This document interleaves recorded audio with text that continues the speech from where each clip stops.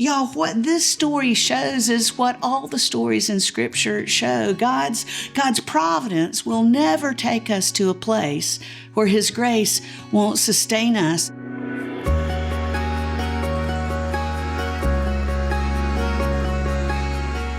Welcome back to the NIV Application Bible Podcast. Okay, y'all know how I always say that the Bible isn't a rule book, it's a love story. The Bible is also filled with real love stories, kind of love stories within the divine macro love story. And one of my favorites is the book of Ruth. There's only 2 books in the Bible named after women. One is Esther and one is Ruth. And I love Ruth's story because there's this real historical love story woven on these pages that points to the kind of real love story we can have with God. You may know the beginning of this story. There's a woman named Naomi. She's from Bethlehem. She's married. She has 2 sons. They leave her small hometown and they go to a big city for a husband to get a better job. And then when they move to that big city, her husband and both of her sons die, leaving her a widow with 2 daughter-in-laws who now have also been widowed. One of them is named Ruth. I'm going to pick up right there. This is Ruth chapter 2. So this is after Naomi's husband has died, her husband and the father-in-law of Ruth, and Ruth's husband. And then there's this other girl. We're not going to talk about her because she stays in Moab instead of going back to Bethlehem. So she is the daughter-in-law who's not quite as lovely as Ruth. So this is picking up where Ruth and Naomi decide to go back to Bethlehem. Naomi effectively says, I've never really fit in this big city. I want to go home now that I'm a widow. And Ruth says, I'll go with you. And Ruth, the Moabite, said to Naomi, let me go to the fields and pick up the leftover grain behind anyone in whose eyes I find favor, because they've got no way to provide for themselves materially in this ancient era as widows. So when they get back to Bethlehem, Naomi says to her mother-in-law, and by the way, this isn't the kind of mother-in-law you want to go to the mall with. She's already said, don't even call me by my real name anymore. Call me bitter. So just think kind of Eeyore, grumpy mother-in-law. Well, when they get back to Bethlehem, Ruth says to Naomi, I'll actually go out in the fields and I'll glean grain since we don't have enough money to even go to Aldi and get groceries. I'll go glean grain so we can have something to eat. Naomi said to her, go ahead, my daughter. So she went out, entered a field, and began to glean behind the harvesters. As it turned out, she was working a field belonging to Boaz, who was from the clan of Elimelech.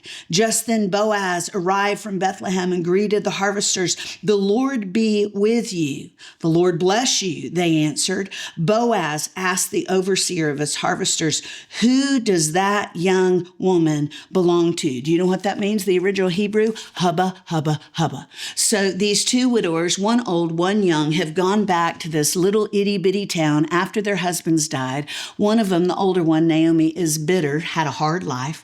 Her daughter-in-law, Ruth, says, don't worry, I'll help. She goes to a field. She's gleaning grain. That just means she's picking out grain from the dirt behind these ancient John Deeres. And while she's gleaning grain, the guy who owns the field she's gleaning grain in, so he's effectively the most eligible bachelor in Bethlehem. His name is Boaz. He comes back from a business trip. He sees Ruth in his field and he goes, whose young woman is that? Hubba, hubba, hubba. I would love her number. They end up connecting. Ruth tells him who she is, and he says, I've been told all about you, verse 11, about what you've done for your mother-in-law since the death of your husband, how you left your father and mother and your homeland and came to live with the people you did not know before. May the Lord repay you for what you have done. May you be richly rewarded by the Lord, the God of Israel, under whose wings you have come to take refuge. So Ruth goes home that day. She goes into the government-subsidized apartment. I'm taking liberty with the Hebrew, but if this were to happen today, she goes back to the impoverished circumstances she and her mother-in-law, Naomi, live in. And I always imagine Naomi, she's sitting in a chair watching QVC. We already know she's bitter. She's told us that in the narrative. Ruth walks in after gleaning grain, and it says her mother-in-law, Naomi, asked her, this is picking up at verse 19, "Where did you glean today? Where did you work? Blessed be the man who took notice of you." My mother has said that to me before when eHarmony didn't work. Then Ruth told her mother-in-law about the one at whose place she had been working. "The name of the man I worked with today is Boaz," she said. "The Lord bless him," Naomi said to her daughter-in-law. "He has not stopped showing his kindness to the living and the dead." She added, "That man is our close relative. He is one of our guardian redeemers." Other translations say kinsman redeemers. What a guardian or a kinsman redeemer could do in this ancient era of history is they could buy back a relative who had been sold into slavery, or they could help you if you had run your Target Visa up too high. They could buy you out of debt. In this case, a kinsman or guardian redeemer can redeem the lineage of a male relative who is deceased by marrying his widow and having children. And that's exactly what happens. Boaz and Ruth fall madly in love. They get married. He becomes her second husband. And here's how the story ends. So Boaz took Ruth, and she became his wife. When he made love to her, the Lord enabled her to conceive, and she gave birth to a son. The women said to Naomi, her mother-in-law, "Praise be to the Lord, who this day has not left you without a guardian redeemer. May he become famous throughout Israel. He will renew your life and sustain you in your old age. For your daughter-in-law, who loves you and who is better to you than 7 sons, has given him birth." Then Naomi took the child in her arms and cared for him. The women living there said, "Naomi has a son," and they named him Obed. He was the father of Jesse, the father of David. And 1,000 years after this little boy named Obed is born in Bethlehem to Ruth and her second husband Boaz, 1,000 years later, another little boy named Jesus is also born in Bethlehem, our kinsman redeemer, our guardian redeemer who has bought us out of captivity.